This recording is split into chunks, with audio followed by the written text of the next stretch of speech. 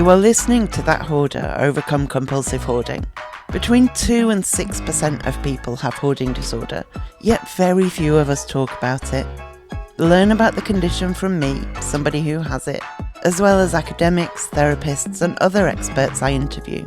Find out how to support the podcast at overcomecompulsivehoarding.co.uk/support. Finally, I am not a doctor, I'm just a hoarder doing her best. So do seek professional support if and when you need it. Hey, how are you? Enjoy this replay of a previous episode this week, and I will be back with you with new stuff soon. So I am here with Dr Jan Eppingstall, an Australian therapist who specialises in working with people who hoard. Regular listeners will be very familiar with her dulcet tones. Jan, how are you? Oh, great. And that's so kind of you to say that about my dulcet tones. I think it's a complete fabrication. However, it's very pleasant of you to say. So today we are going to talk about something that comes up a lot when you hear people talking about hoarding, and that is grief and loss, which are very related. Not every loss is grief, but they are very interconnected. And it strikes me that there are two ways that grief and loss can intersect with hoarding. One is that bereavement or loss can act as one of the types of trauma that could spark or intensify hoarding disorder. The other is a phenomenon called grief hoarding, where somebody dies and a loved one takes in all of their stuff. So we're going to first look at grief and loss as a form of trauma that can exacerbate hoarding. So a lot of people, when talking about their own hoarding, mention the loss of somebody significant. How can grief or bereavement lead to somebody hoarding or to somebody's hoarding worsening? Yeah, loss is often raised by clients and people I've worked with as a catalyst for the emergence of hoarding behaviour, particularly saving possessions. But equally, I hear that clients may have had a number of losses close together and they find their hoarding behaviours intensify, like they might have lost a parent, then their marriage broke up and a pet dies, all in a short span. And for anyone, these multiple losses would be that would be a difficult reality, but most people struggle. A majority would find their way through the stages of grief and reach acceptance and kind of use adaptive sort of skills like talking about it or journaling or, just allowing time to heal and seeking help kind of if they felt that they were still grieving after 12 months or so. But people who are vulnerable to hoarding, it's kind of inevitable that they'll use saving and acquiring as one way to kind of manage these acute emotions.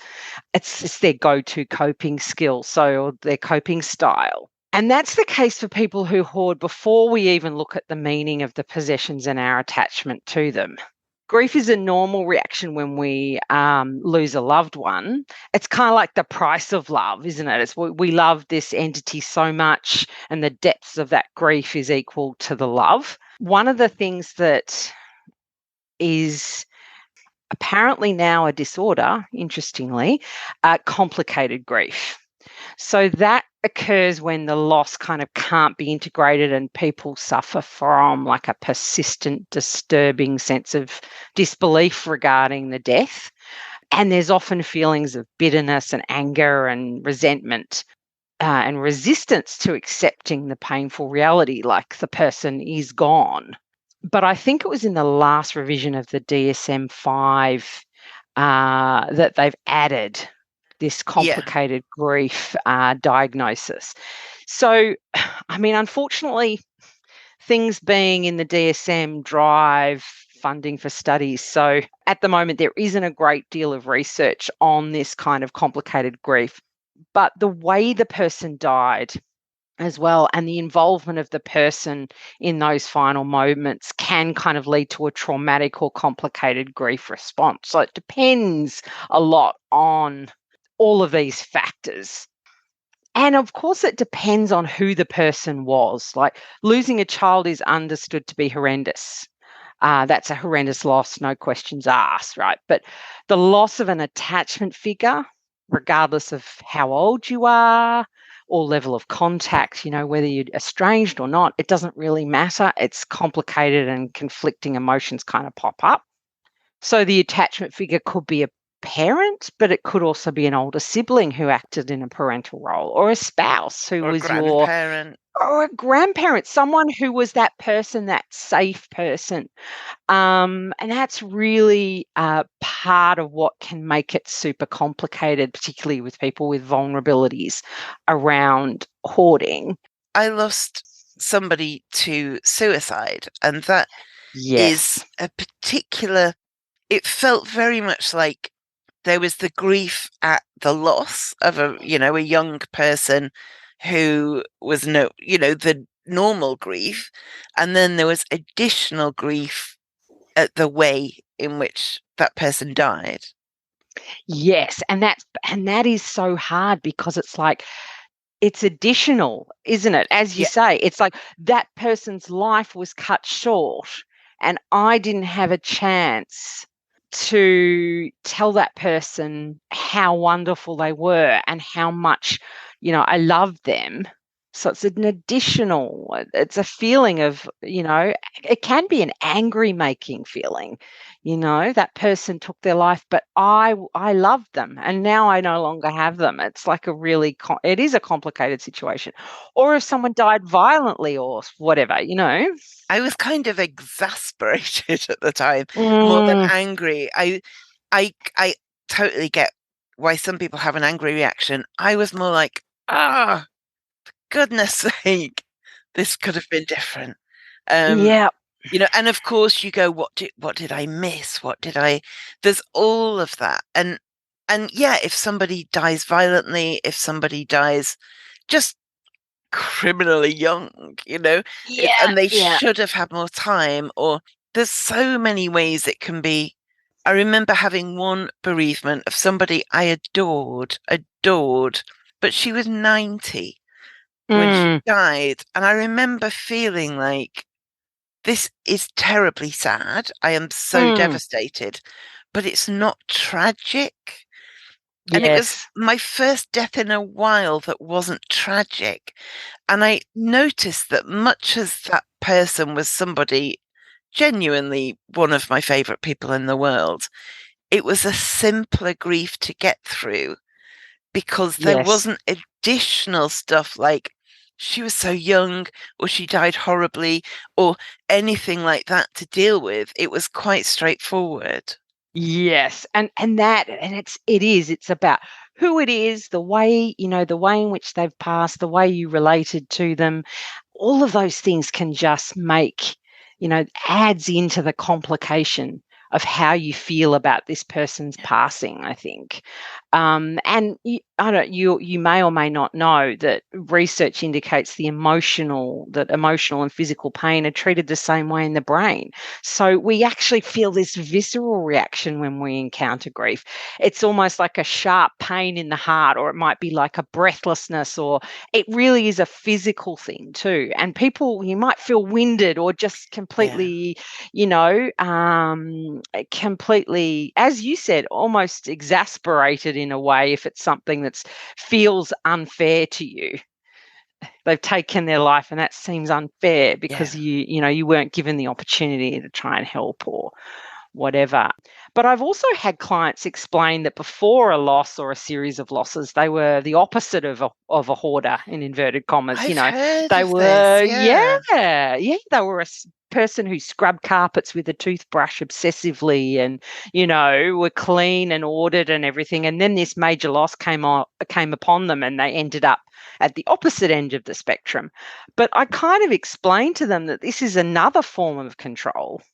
So one end is keeping everything neat at an obsessional level, and the other end is keeping everything literally and Yeah. controlling all. you know, Yeah. you just want to avoid feeling the loss of anything. So it's the flip side of the same coin, really. But I've heard that a few times and it interests me. And I think it is that it's the same, just at the opposite end of the Yeah. spectrum. Yeah.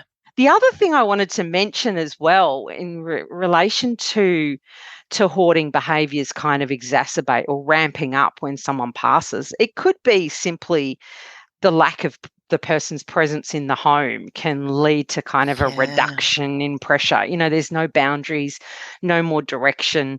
I see it happens often with men in my experience, like their partner dies and the grief kind of leads to low mood and loneliness, lack of motivation, and they don't often have the skills. If they're an older man, they might not have the skills to manage those simple things, and no one's there telling them, do this now, do that now. They probably quite liked having someone there telling them, and now that's Yeah. no longer there. And unfortunately, they slip, slowly but sort of into hoarding, and sometimes, unfortunately, squalor, because they don't have those skills and they can't reach out to ask for help. Or, we all know that men don't like to ask for help. So if there's any men out there listening, we're here. We're here. Two things come to mind when you're talking. One is, before we started recording, Jan and I were talking about glass jars and keeping glass jars, and having somebody in the house saying, "Why on earth have you got so many glass jars?" And if the person who says that dies, you might think, "I could keep all of the glass jars now." Exactly. And the other thing is, even just on a very practical level, if you get very depressed in your grief, you just don't have to get up and go to sort the stuff around you out, do you? No, you have lost that motivation, that energy. You really are, you know, depressive mood is definitely an element that will play in when you're feeling grief, and it can get away from you pretty quickly. It doesn't take long for things to sort of slip, and that can be very demoralizing. And then it's just this downward spiral, I guess. And then you don't know where to start, and so you don't start, and it So gets you worse and don't worse and start and it worse. gets worse. Yeah. Exactly. Yeah. And that's the really heart-wrenching thing, because a person might be starting to come out of their grief, but then then they look around and realize how much work they've got to do in order to be able to function again, and they can slip back down into depression again Yeah. because of the state of the home. So yes, there's a bit of a combination of things happening there. Is this similar to the way other forms of trauma can affect hoarding? This was interesting because I don't really have a clear answer, purely because there's little to go on other than kind of anecdotal evidence. But one of the things we know is that being with others regulates our nervous system. So connecting is like this biologically hardwired state, and we're constantly sending and searching for signals of safety and danger. So, if this person that's passed away or distanced themselves from us was a safe person who kind of helped us regulate our nervous system, that absence of this person might impact our ability to connect with others. So, I guess the same result of fight, flight, freeze, flop might occur because of the absence of the person. So yes and no, I guess, is my answer on that one. It's yeah, that one got me thinking. I was like, is it different or similar? But I can see that not having that safe person that you're co-regulating with can be extremely difficult on the person's nervous system, and they might have those traumatic responses. And also, a lot of people are really bad at dealing with other people's bereavements. And so if you lose somebody, you might expect that your friends will rush around you and look after you. And it can be quite surprising that some people just avoid you entirely because they don't know what to Mm, say, or they don't want to say the wrong thing, which is the last thing you need. But it happens. It's a real thing. yes. And so even if, your regular support people are still around, still alive, they might disappear Mm, out of that awkwardness, or I have a friend whose dad has just died, and I got in touch and kind of said, I'm around. It is awful. I'm not going to pretend it's not awful. I'm not going to tell you you'll be fine because it's awful. But I know from my own experiences, people will talk around it sometimes. They won't say the word died. They will do anything but say the word died.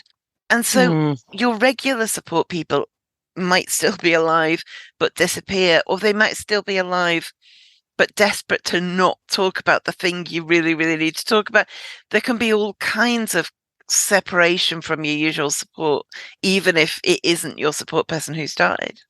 Exactly. And that whole concept of, you want to talk about it, but you pretend you don't. Yeah. So, you know what I mean? You play that whole game and you think, oh, I'll pretend that I'm really doing well and then everything will be fine.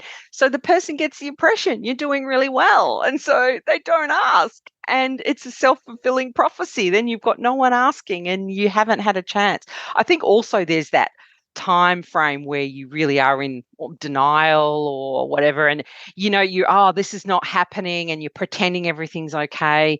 And I think nowadays things move so fast, people kind of forget pretty quickly about bereavements, and you're in it, you're thinking about it 24/7, but they're off at work, they're off doing things, and they've forgotten that you're probably starting to come into some of those more difficult stages. And the world expects you to rally round and be fine again. This Mm. friend whose dad's just died found out at that point that her work policy was if a parent dies, you get 2 days of leave. Like, I mean, as it is, all it means is she has to go to the doctor and be signed off by the doctor for a few weeks. But if the world does expect you to be quite fine quite quickly, Yes. and you're not. And it also I heard the other day someone was saying, I think they said that their sister died or an auntie died, but it was someone who was like this, Yeah. their person. And they said, look, I need to take a few days off. And they said, oh, well, is it a parent? No. Well, you can have one day. And then this person said, well, I need probably a week because this was like, she raised me. This woman was like my mum. Oh, well, you can't have any days off.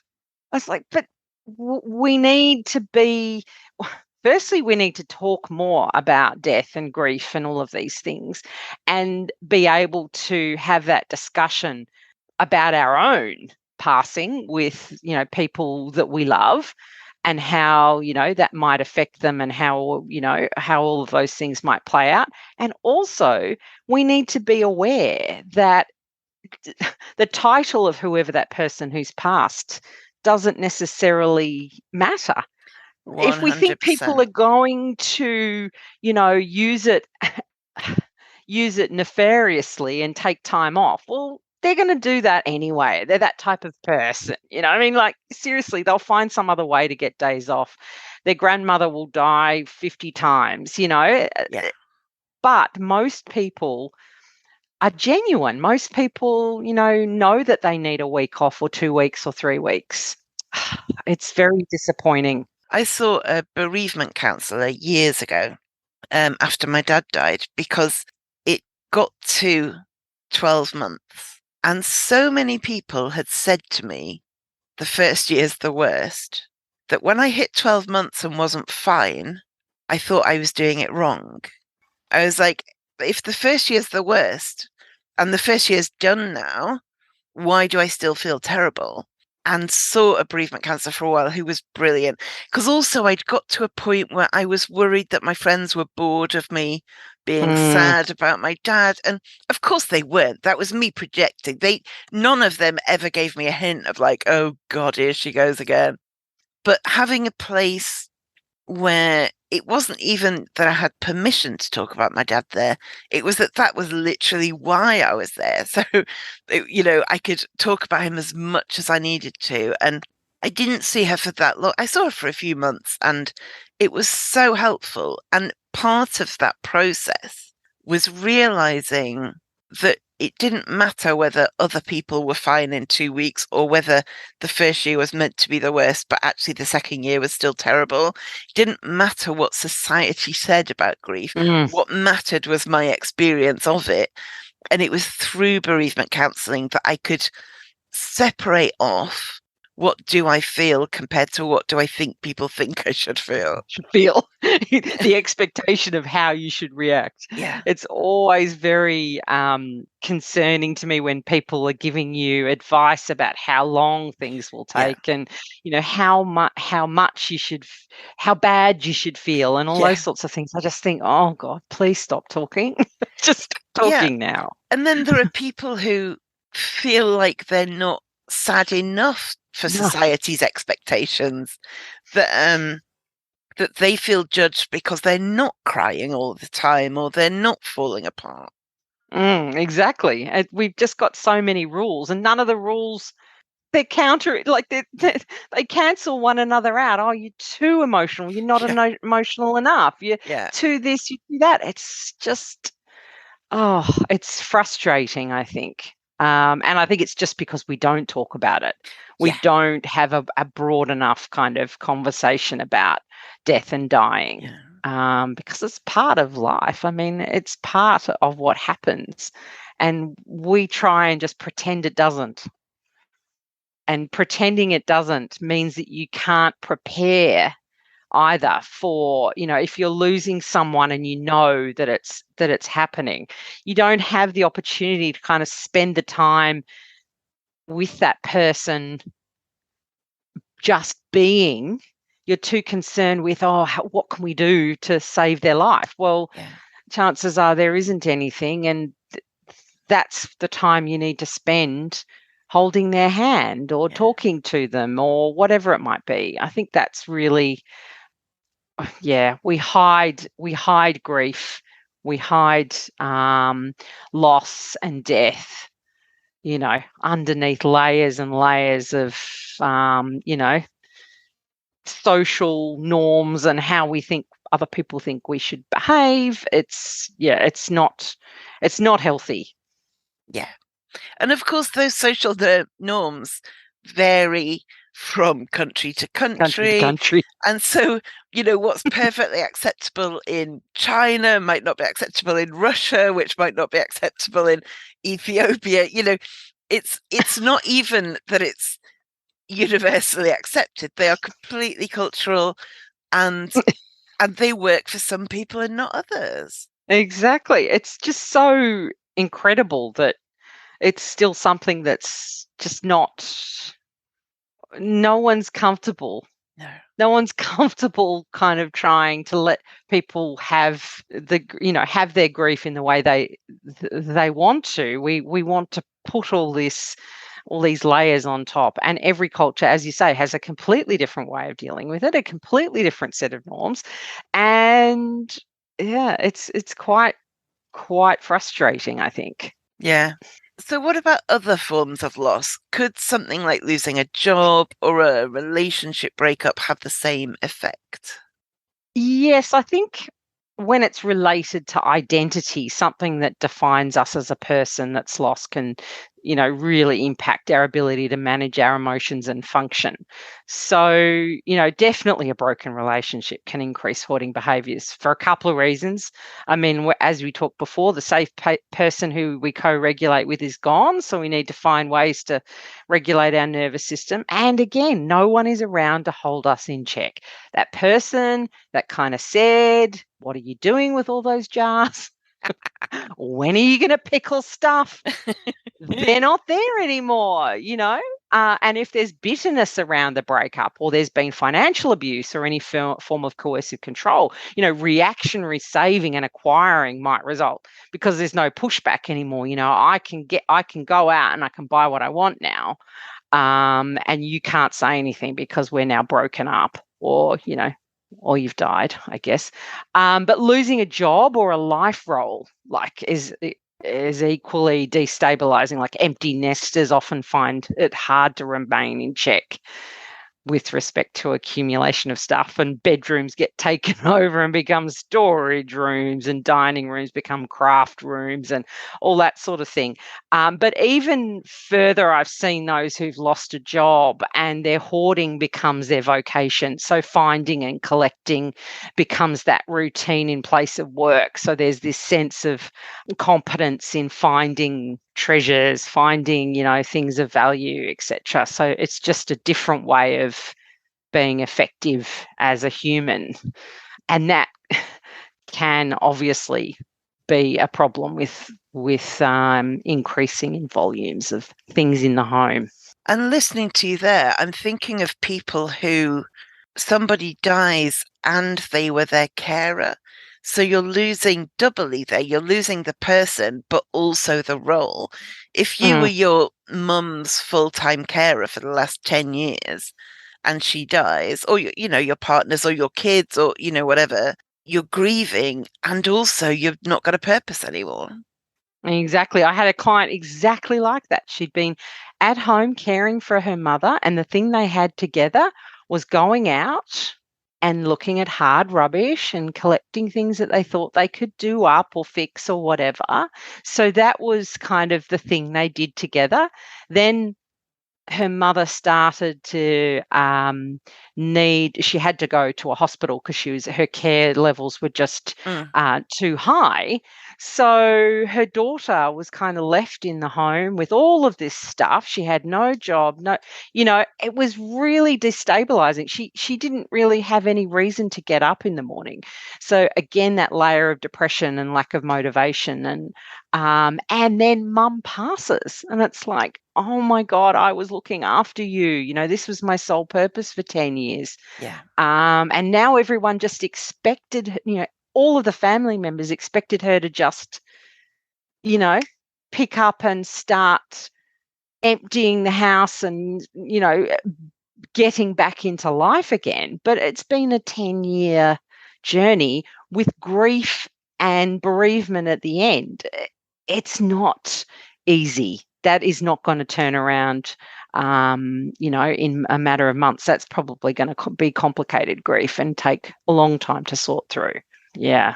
One theme that seems to come up a lot around grief, loss, and hoarding is self-protection. If you lose somebody you love, you might hold on to all kinds of things even harder. Another is if you lose somebody, you want to keep the specific things that remind you of them. What's going on with this kind of thinking? Yeah. I'll take the first part, self-protection and holding on to all kinds of things.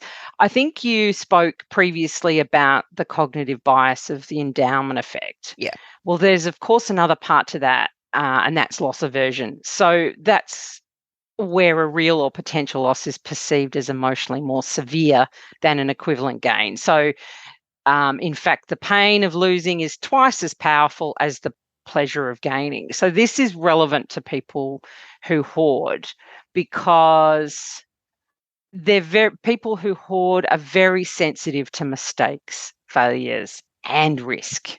So they'd rather avoid loss at all costs. And it seems there's evidence to suggest that this is due to kind of ineffective emotion regulation, because emotions are impacting on our ability to make logical decisions. So when we're grieving from a loss, chances are, again, we've lost this person we probably co-regulated with, and our emotions might get hijacked by the amygdala, and the logical part of the brain is not connected. So we keep stuff to avoid the loss because it's the path of least resistance. It's kind of like, okay, I'm holding on. I actually think that what this is kind of post-rationalization cognitions. Like, this is where we make up a reason to explain these behaviors that are a reaction to emotions, not a rational choice. So you kind of go, oh, why can't I let this go? And then we give ourselves a story around, well, I've just lost someone, so it must mean why I want to avoid loss in this situation. I think maybe. I'm not 100%, but I feel like that could be what it is. But the other point of when you lose someone, you want to keep specific things. this stuff is interesting. Like, this is all about magical thinking, and it's something I'm pretty fascinated about. So I get to geek out a little bit. So humans, even those who are skeptical and don't believe in woo-woo or engage or that type of kind of spirituality, if you like, they definitely engage in magical thinking. So anyone who says they don't believe in that stuff, well, they do.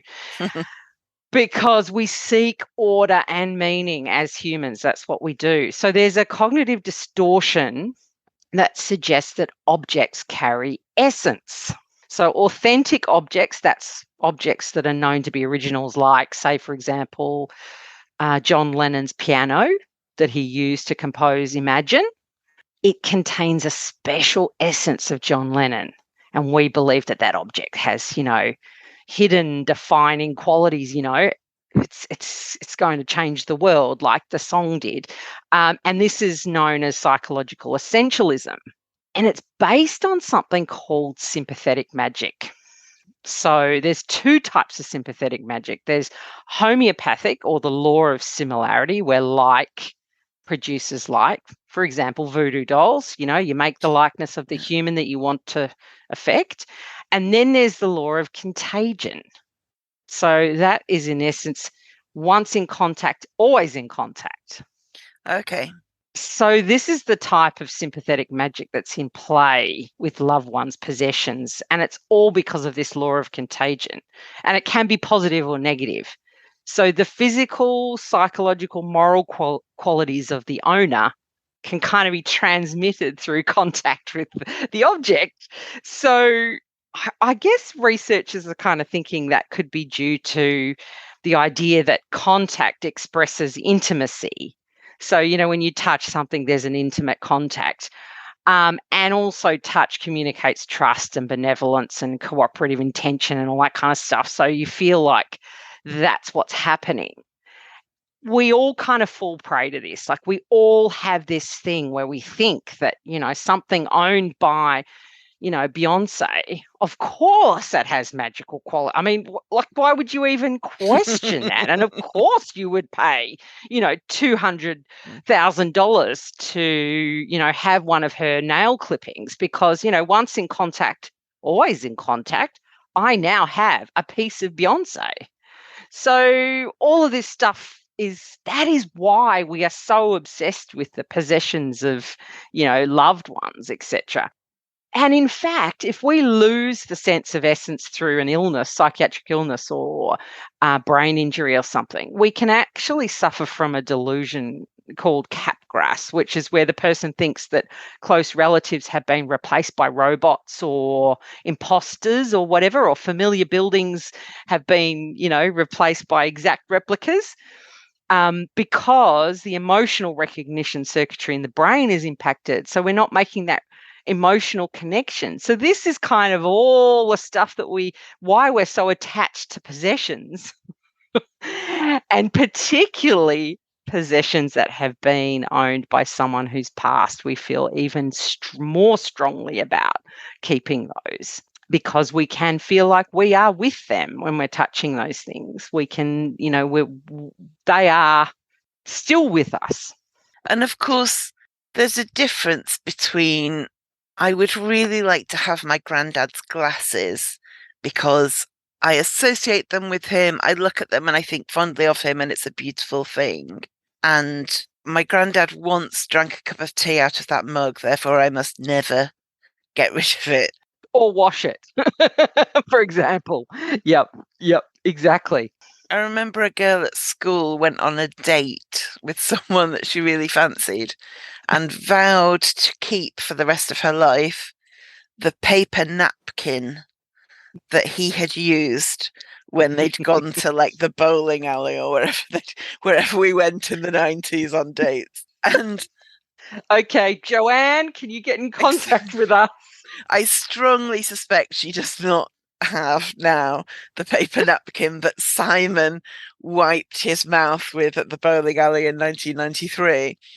But that's the kind of more irrational, and that's a teenage thing, but yeah, like you say, like It's not so much a thing now, but it used to be getting autographs, didn't it? If you saw someone famous, you'd get their autograph as if their signature was a part of them, or you owned a little bit of them. Now it's Yeah. selfies, of course. That's the alternative. Exactly. You want to get that selfie with that famous person. And I know that in Ireland, they'll send you a small vial of soil from, Yeah. from the countryside, which means that, you're some sort of a owner of a little tiny piece of Ireland, stuff like that, and we, we're just kind of programmed for that. We can't really not be like that. So I guess it's something we have to work around. We have to accept that's what's happening. And I think you wanted to talk a little bit about grief hoarding. Yeah. So this idea of holding on to a person by holding on to their things Mm, is very much that, isn't it? So what I've done is I've come up with some of the ideas of the thinking that can happen. And then, so if we go through those, and then if you have any others to add at the end, that would be amazing. So the first one is, if I get rid of this thing, it is disrespectful to the person I've lost. so that's like that magical law of contagion. The possession is an extension of the owner, right? So yeah, disrespecting object, disrespecting person. It just that's just how the brain works. Especially if you are a hoarder and you anthropomorphize things, and you already worry that it's disrespectful to throw something away. It just adds a layer of complexity, doesn't it? Exactly. That is so true. If I get rid of this thing, I will forget the person I've lost. Classic hoarding thoughts, right? I can't rely on my memory because I perceive that it's in deficit of some way, even though testing kind of results around memory for hoarding, there's not a fundamental deficit in their memory. But if I don't have a visual representation of something connected with this person, then they will be lost to the world because they're not in my visual field and I can't see that object, and that therefore maybe they don't exist. Maybe they never existed almost. When I was having CBT, we were, well, the therapist I was going to say we were discussing the idea of, we weren't. She was advocating an idea that I was very much resisting, which was trying out throwing away a pile of things without going through them, right? Oh, yes. Oh. And my absolute reasoning for not doing this, or at least the one I was using that particular day, was that somewhere there is a letter from my grandparents that I really want to find. And I know I still have it. And if I throw away it was like a pile of magazines we were talking about, without going through to check the letter wasn't in there. And she said, well, what is it about the letter? And I told her there's a particular thing about this particular letter that makes me feel all these amazing things. And I told her about how it made me feel and the memories it evoked and all of this. And she said, you've just told me those memories. So you have them with or without the letter. You're feeling those things and remembering it without the letter in your hand because you don't know where the letter is. So why do you need the letter to remember and feel those things?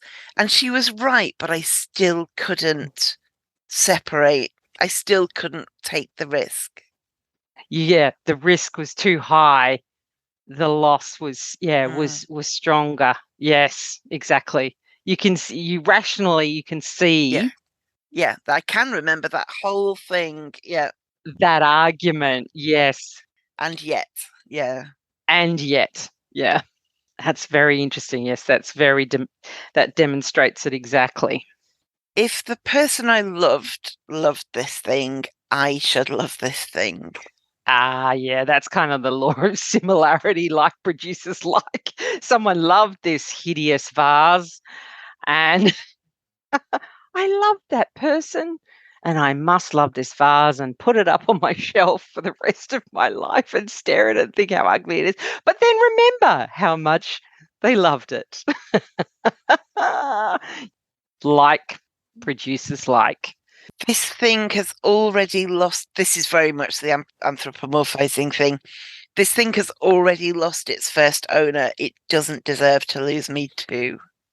Yeah, exactly. So, we treat something that's not alive as alive. So that's animism. But then an extension of that is anthropomorphism. I don't know if have you ever done any podcasts around that? I haven't. Oh, we perhaps should. We should perhaps add it to our list. Yeah, that's a good idea. Yeah. Because it's giving human-like qualities to non-human entities, of course. And that can be animals and stuff. But people who hoard often anthropomorphize possessions, but we all do it.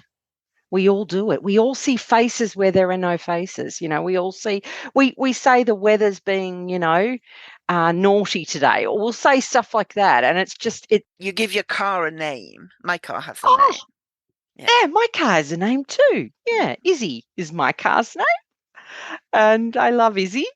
So you give it a name so that we just do it because that's the way we relate to things in our lives. That's the way we relate to possessions, etc. And it isn't specific to hoarding, but it is another type of magical thinking. So, unsurprisingly, loneliness and isolation do kind of impact our propensity to anthropomorphize. If we're lonely or isolated, we're going to do that a lot more. And this one also relates. People will say to me, oh, there was one card left on the Christmas display stand. There was just one greeting card left. And I thought, I can't let it sit there alone. I have to buy it and take it home with me so it's not lonely. And I kind of, yeah, I get that. I can see these. I can see how these things come about, and then they just continue to kind of grow and grow and grow. And if we let that happen, we can feel less lonely, but it might stop us from letting other people in to, kind of fill our lives if we've got, every toy that we've ever bought on the bed. Someone on Twitter the other day was saying, unrelated to hoarding, but I think it was his girlfriend, always has to buy, if she's buying something, the most like battered one on the shelf because she worries that if she doesn't, it will be left there all on its own. Or like if you're buying potatoes, she has to get the ugly potatoes or the ugly carrots that she worries will feel sad if all their friends are bought and they're not. And if you think about it, if you read to a small child, every item, or like children's TV, cartoons and stuff, it's living fridges and microwaves and Oh, planes and cars and every animal has like a personality. It might be a train. We start life being taught about these things having little personalities. exactly. And we just continue it on. And when we get older and we say it, people look at us weirdly. But really, it's pretty much, it's pretty much in our DNA Yeah. to make things, human-like.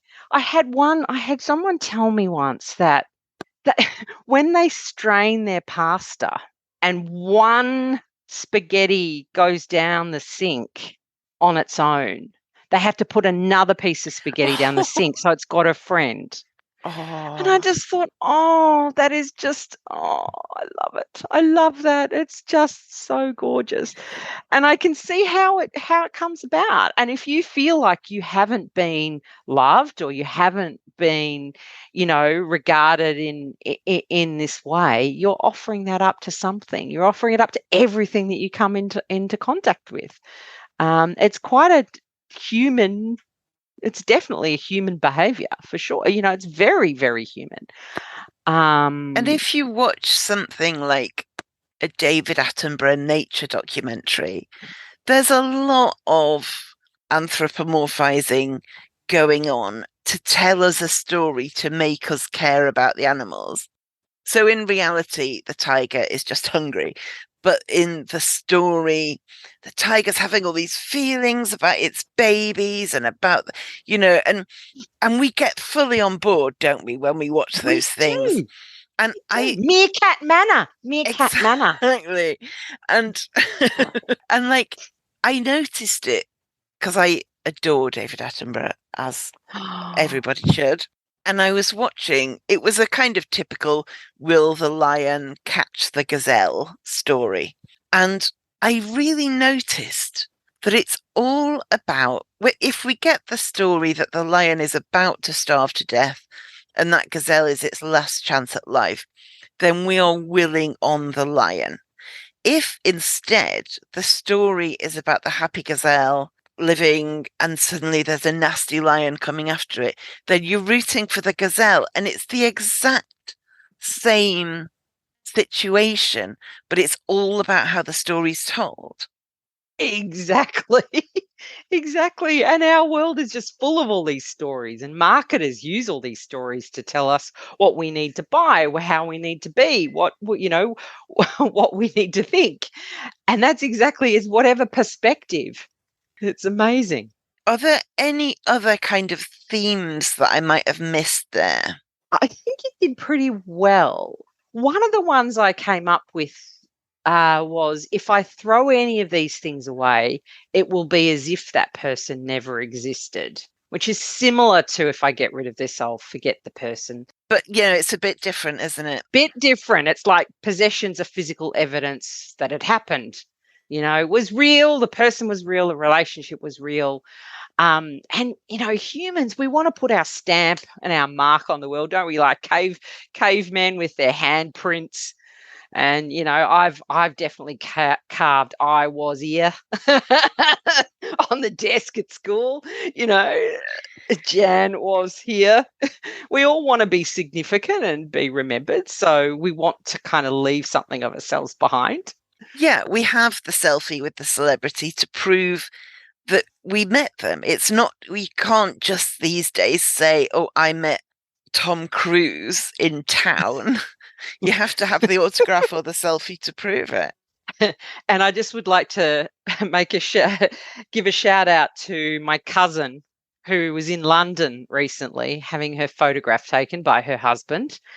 And Gail King, Oprah's best friend, photobombed in the background. Love it, love it, love it. Amazing.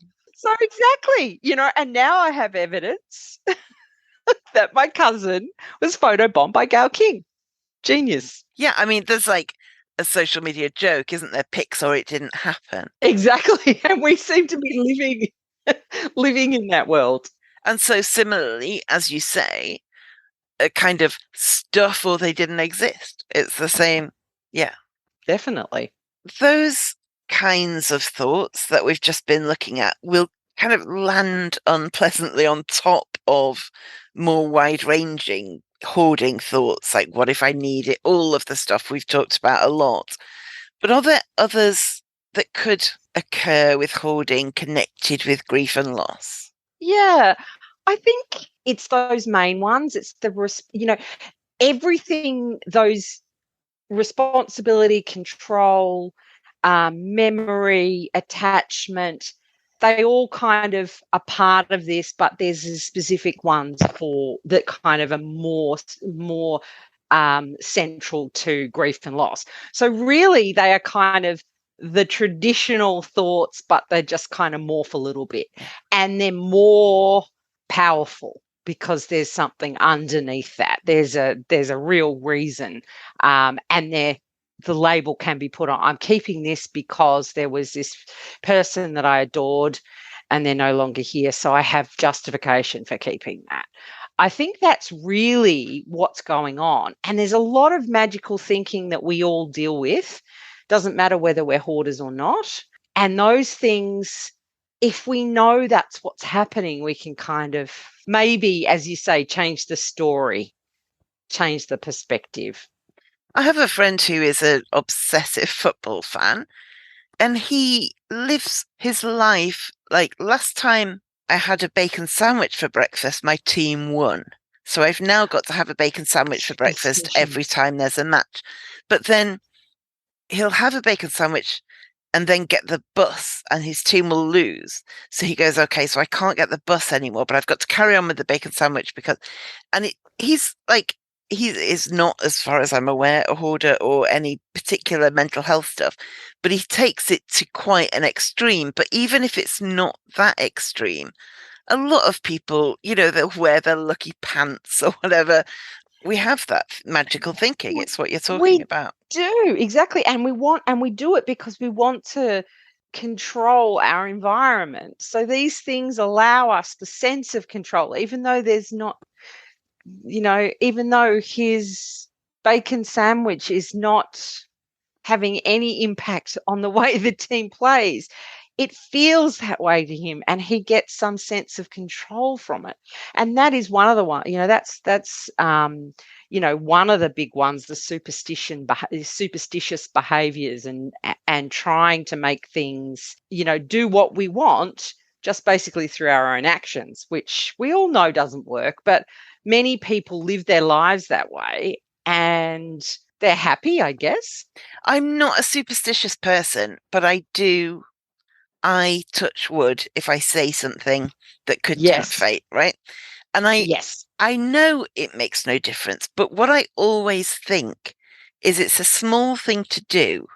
And if I didn't do it and then things went wrong, I would really regret it. So I will carry on doing it, even though I know it's ridiculous, because the risk of something You terrible happening is a lot bigger than the hassle of Than touching the a just piece of wood. finding wood. Exactly. Exactly. Exactly. Yep. Yep. And that is what, that's what most people do to justify. They go, well, look, I don't really believe in it, but mm, just in case, I may as well. It's not that hard to find wood in this room. I'll just quickly Yeah. take. And I do exactly that myself. We just think, oh, the risk. Well, what's the point of letting that risk happen? We'll just do it, and then everyone will feel comfortable, and we'll Yeah. move on. It is fascinating. I swear, it is a fascinating topic. This book that I've had it for years, had it for a long time. The Seven Laws of Magical Thinking Ooh, by Matthew Hudson. Really good. Love his work. that sounds good. I will add that to the show notes and probably to my Kindle. Put that in the show notes. Yeah, it's great. It's great. I was rereading bits of it, and I was going, I really need to reread this whole book again because it's fascinating. But yeah, he's just really talking about the fact that they may be irrational, but they're kind of just part of who we are. And if we don't have them, in some cases, we can have kind of psychiatric problems where we think, we're dead, Yeah. or we think our family's been taken over by robots or lizard people. And also, you might have somebody who touches wood if they say something that might tempt fate, but then would look at somebody else who salutes a magpie and think, well, they're ridiculous. you know, when they are also just trying to ward off bad luck in a way that they also know is completely ineffectual, but that's their thing. And we go, Exactly. saluting a magpie. How old are you? Touch We wood. all do that shit, don't we? Touch wood. And like it's so funny. It's so funny. I love it. And so if somebody is hearing this and thinking, yeah, grief sparked this off for me, or grief made this worse for me, or indeed if they have a house full of their parents' stuff, Mm. what can they do? Well, I kind of it's a really hard question. But if we kind of look at the idea of magical thinking and our sense that possessions carry the essence of the owner, this kind of goes both ways. So, if we were, just as an example, given our mother's hairbrush, that's fine. We're happy to use it. If we were if we were given a sworn enemy's brush, even disinfected, we often want to toss it out immediately. So that's one thing. It can go both ways. So you might be keeping things that, when you think about it, you're not that happy with engaging with the essence of that person. But if we use that example of John Lennon, so what if John's piano and fridge were both up for auction? Which would be more magical? Piano, without question. Ah, without question, because it represents what we perceive to be John's spirit and personality and essence. So if we then can apply that to our own loved ones' possessions, who was this person? What represents their spirit, their personality, their essence most closely? And that will actually, talking and asking those questions and kind of relating to those questions, you might be able to sort of get more of a sense and get even closer to that person. Then consider the objects. What will stand the test of time? What out of all these objects is in the best condition? Or, we talked about letters that loved ones have written. Keeping every single note the person wrote, nah. Keeping that letter with their handwriting and, I don't know, maybe they've kissed it with, their red lipstick or whatever. That, like, wow, that has all of the things you want to remember about that person. And is it in the best condition to be a reminder of the person? So then you've got to, once you've kind of gone through that, there'll be a lot of things that you'll think, really, is this what mum was really about? Is this what dad was really? Is this what my partner was really all about? No, there'll be a handful of things that will really be the core of what describes them as a person. And then how can I honor those objects? Which includes keeping them in good condition, displaying them so you can kind of interact with them and tell your loved one's life story in a way. And how else might I be able to celebrate my loved one without saving everything? Maybe it's creating a playlist on Spotify with all their favorite music, and listening to that. There's all sorts of other things that we can do that are not possession focused. The perfume they wore, I don't know. There's just so many things that evoke such strong emotional memories. And we can do it for ourselves as well, like challenge ourselves to sort of find out who we are as a person so that before we pass away, we might be able to get to the point where we're kind of keeping the things that are the essence of ourselves and trying that eulogy activity. What do you want people to say about you when you're gone? How would you like them to describe you? And then how do your possessions live up to that? How do they support that? But our other senses, not only, touching necessarily and sight, etc., but all those other things, music is amazing. Having an awesome playlist, buying the flowers weekly that was your mum's favorite, things like that. I just think that's the essence of the person, not, maybe the dress that they were wearing, the last time you saw them, which had food dribbled on it or whatever. You know what I mean? You want to remember them at their very, very best, just who they really deeply were. And you might actually find that you've sort of learned even more about them by doing that, by thinking that way, rather than just focusing on the fact that they're gone. I think that's one of the things we do. We focus on the what we don't have rather than what we do. Something that I've talked about on the podcast before is reframing the question as what do I want to keep rather than what do I want to throw away? And I think that applies to this as well. So Yes. rather than saying, what do I want to get rid of grandma's, instead say, what do I want to keep of grandma's? Exactly. I know when my grandparents died, there was a kind of a day when all the family were going to go to the house and take anything they wanted and, sort the rest to donate or whatever. And for practicality reasons, I couldn't go. It was, I didn't drive in those days and it was a long way away. And so I was just asked, is there anything you want from the house? And when it was asked in that way, there was one thing I wanted that for me summed up my grandparents and that for me I could look at forever and feel love.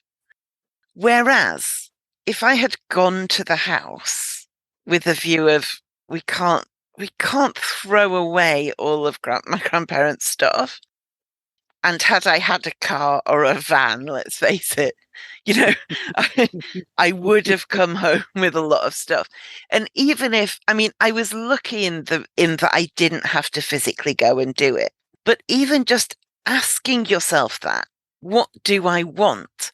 Rather, yeah, before you go in, ideally, I want my Yes. granddad's glasses. I want my grandma's photo album. I want, whatever it is. And be very clear before you start. Yes. Then when you get to like your 12th bath towel or something, you really don't think I need to keep this to honor the memory of my grandparents Of or my yeah. grandparents. Yeah. Yeah. I mean, I love that. I love that idea of, well, what is that one thing? If I could have one Yeah. thing that would just encompass that person, what would it be? Like my grandmother used to paint rocks. She was very, so she made pet rocks from her, and they do evoke some pretty strong memories.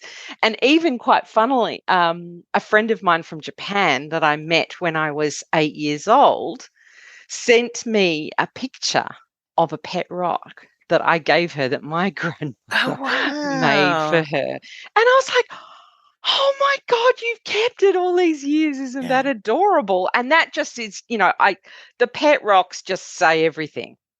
She was Yeah. incredibly artistic. She loved gardening. And she loved painting fairy gardens and stuff on rocks. So that is it. That's it for me. What you were saying about what kind of encompasses this person's essence, I was also thinking it's not just that, it's what encompasses this person's essence to me, which may Mm, be entirely different to what encompasses that person's essence to your partner or your sister or your child. Obviously, my relationship with my dad was very different to my mum's relationship with my dad. And what I associate with my dad, I might think of a particular item as like pure dad. And, someone else would look at it and think, oh, did he like that? Like, no, no connection at all. exactly. We have such a different experience of everyone. Everybody has a different perspective on that person. Exactly. And you can't all have the same perspective. It's just not possible. So the essence to you is definitely, that's an excellent point. And practicality, I mean, if you're trying to clear a house, that's a big deal for anybody. If you have hoarding tendencies, it's magnified. But I know I hear all the time from people who were already hoarding and now have two of everything because everything from their mum's house is now in their house. They have two kitchen tables. They have 8 kitchen table seats instead of 4. They have 2 TVs. They have 2. And so it's partly the emotional stuff and it's partly that overwhelm, that kind of where do I start? What can I What? do with all of this? I've got 4 sofas now. I can't move. Exactly. And I'm too depressed and I'm down and I can't. How the heck do I take those actions that I don't want to take because I'm in this place. I actually had a talk with someone today, and it was a very interesting discussion.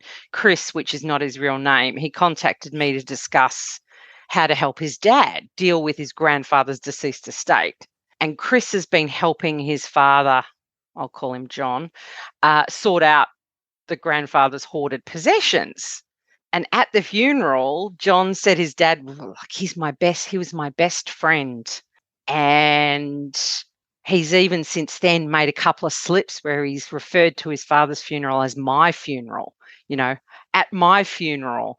So there's Yeah. clear enmeshment there, and in adulthood, there was an extreme bond that grew between John and his dad because relationships had broken up and he was living alone and all that sort of stuff. Now he's seeing notes that his dad's put around the place, and it's like, oh, he feels like his dad's communicating with him. He's getting all these messages from him from beyond the grave.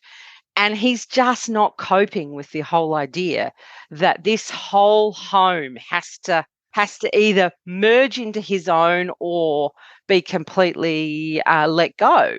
And it's taking months, 6 months, and nothing has really moved. And I totally get it. This is someone that you felt was your best friend who, saved everything that ever came within, 100 meters. And now you are in that position and you are going to have to absorb it or you're going to have to let it go. It's Yeah. incredibly difficult. It is incredibly difficult. I think people get caught up in that sideboard might be worth something, that chair might be worth something, that stool might be worth something. And you can't, even as a full-time job, you can't sell every item in a home. You just can't. And if you get, say, a house clearance company, they will give you a lot less than things are individually worth, but for the peace of mind, or even, some charity shops sell furniture and will come and collect the lot. Collect it. Yeah. And you don't get anything for it monetarily, but my God, it must be a relief.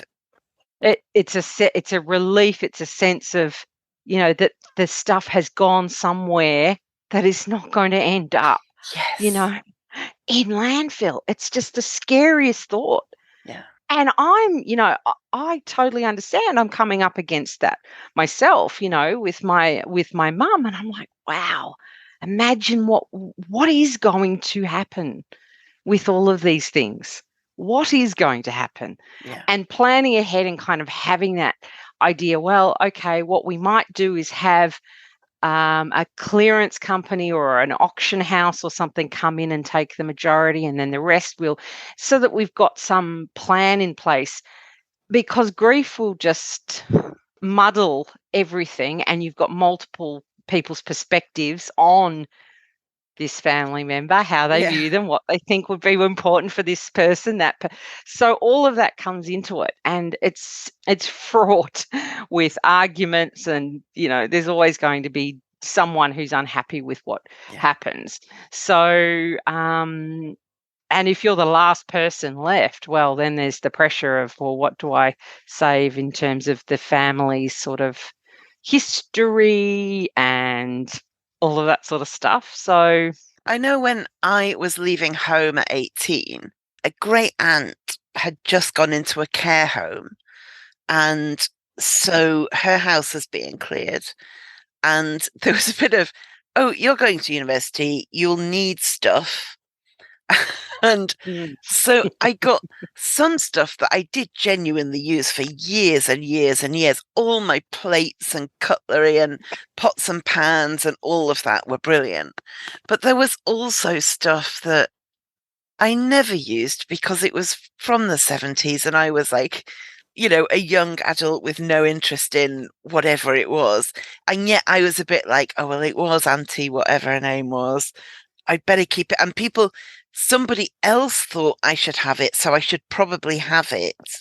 It's weird, the things we attach to it. Whereas had I given those things to a charity shop, somebody would have actually used them who wanted them. who wanted them? Yeah, it's unbelievable the way we just feel this need to keep things. Yeah. And I know there's things I've come across in my home that I'll look at and I'll think, I remember that from 1990. Okay. Oh, I've kept it for a long time. Must be a reason. I get that all the time. I don't know what it is, but it's Don't know clearly what important. Clearly it's important because I still have it. And so I think, oh, best just be careful, keep it. It's like, why? Oh my goodness. I have that a lot with power cables. I go, I don't know Yeah. what this is meant to plug into, but if I throw it away, I'll need to plug it in. I'll need to plug it in tomorrow and then I'll be upset. Yeah. Oh, like a client the other day said, you know how we threw out that single glove the other day, that single rubber glove? Well, I needed it on the weekend to clear out the gutters. how, how incredible is that? I needed that single right glove and I didn't have it. And we just started laughing. We laughed so hard because it's just a classic hoarding thing. It's just classic. But we all do it. I just want everyone to Yeah. know you are not alone. Yeah. It's You that are not alone. proportionate thing again, isn't it? But like a while ago, I tested myself by throwing away something that I use reasonably regularly, but Mm. didn't particularly like. It was it was a plastic tub that had like chocolates in. Someone gave me this tub of chocolates. And what I used the tub for was if I opened like some pita bread or some tortilla wraps or something, I would store them in this tub to keep them fresh, the remainder ones. And so it was useful, but battered and not particularly nice looking. And I thought, I'm going to test myself and throw this away. It's if I desperately regret it, I can buy some more chocolates. That's hardly a punishment. um, and get another one. But I want to see what it's like to throw something away that I know I do use. Use. So I threw it away. And do you know what happened? I next time I opened some pita breads or some tortilla wraps, I found a different container that would hold them. That was all that happened. And Exactly. it made me realize that something might have a use, but even that doesn't mean you have to keep it because there are other things. um, and I don't know, it's hard to explain. It went and it was fine. And then I kind of needed it and I wondered if that would cause regret. And then I looked around and went, that would also do the job. It's actually a bit prettier. I'd rather keep my bread in that. And all was fine. And it might be that you have 10 items that you all use for one purpose. Mm. And you only need one of them. And you can legitimately say, but I use it. But Mm. even that isn't enough if you've got plenty of alternatives. Exactly. I think that is a huge realization because we are very adaptable when we give ourselves the chance. We don't need, something that we only use for one purpose. Yeah. It's just we don't.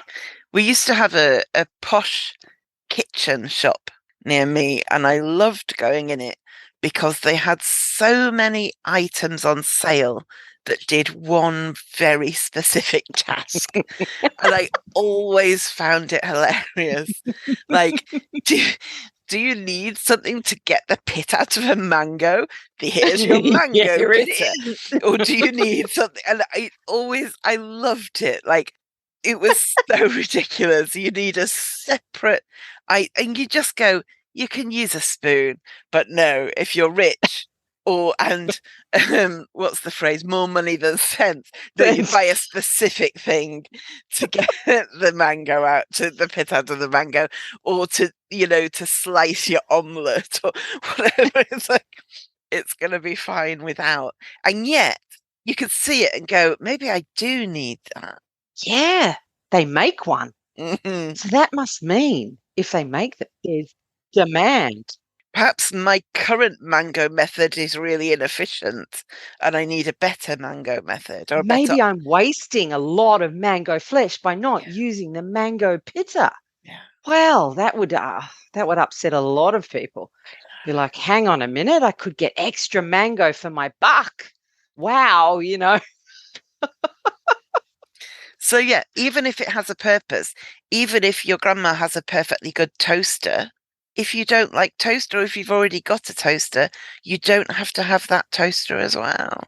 No, exactly.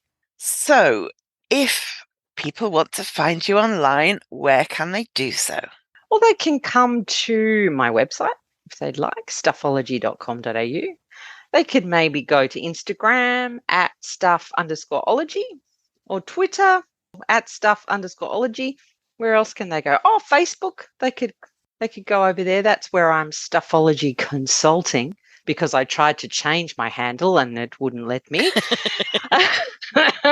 Facebook is very annoying. Or you can just shoot me an email, jan@stuffology.com.au. And I always say this, but that's because it's always good advice. Sign up to Jan's email list. It's yesterday as we record. It will be last Sundays as this goes out. Was really interesting about whether our perception of objects changes depending on whether that object's in its usual home or if we move it. And it gave me ideas. So do sign up for the emails because they are always good value. Excellent. Thank you for having me. And I say good value as if they cost money, and they don't. I mean, they don't. I mean, they offer value. Yes. Thank you, Jan. for having me once again. Do you have any burning questions you'd love me to answer? I'll get to the top tip in a second, but my first Q&A episode was really popular, so I'm going to be open to questions on a rolling basis, and then when I have enough, I'll make another episode answering them. Contact me on Twitter, Facebook, TikTok, Reddit, YouTube, or plain old email. All the links are on my website at overcomecompulsivehoarding.co.uk. Ask me anything and I will do my best to answer it. Now, your top tip.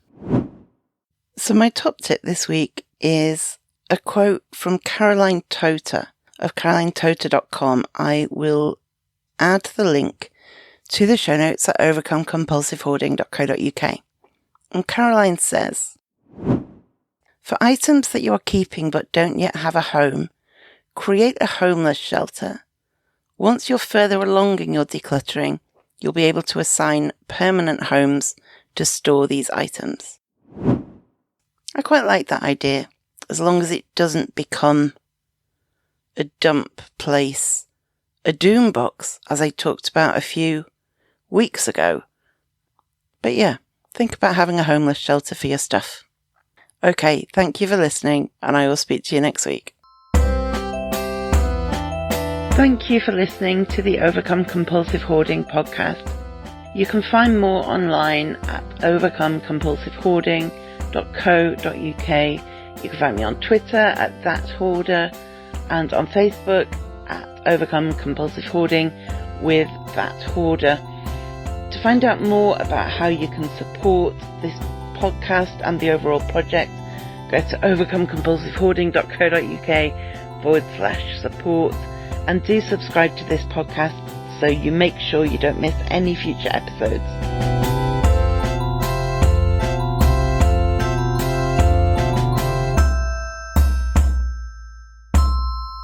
I mean, grief is like a normal reaction when we lose a